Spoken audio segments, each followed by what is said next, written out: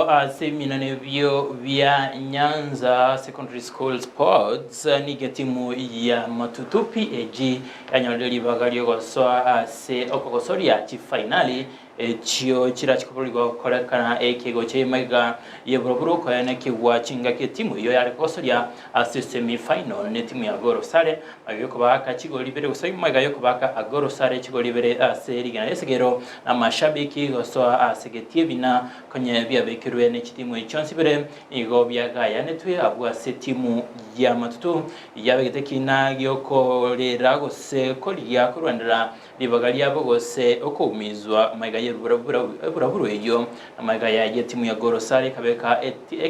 ekina gyokolera timu ya Matutu gobeka asegeti abagosori batali aborokiwa beskuru ino nabo ekine kyonigo kyagaya netwe ni na kwaene kelia Matutu obuwi abwa sebono finali yo yali gochokosoria kelia etre ra chekorobeligwa ase eikerebosio abwa se timu ya Matutu era chiekokosoria ase chi finali chio egosori egati ya Matutu na Gor Sare ase semi finali abo yarengega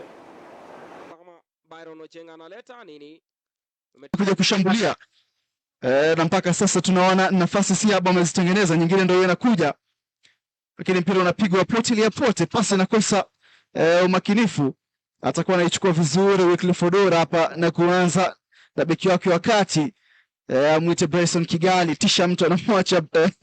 Darius Msaga anaenda njia ambayo sio, lakini pasi ambayo anaifuatanisha inaelekea moja kwa moja kwa mikono ya Evans Omondi. Brian Ouru kwa mguu wake kulia, Ouru anaingia pembezoni kulia, anacheza naye Tyrus Lango, jaribu kupenyeza, unajibiwa kwa kichwa naye Kigandemi. Tyrus Lango anacheza naye Julius Ngigi na odha wake. Tyrus Lango jaribu anaupakua, sasa ni zamu yake Francis Nambute.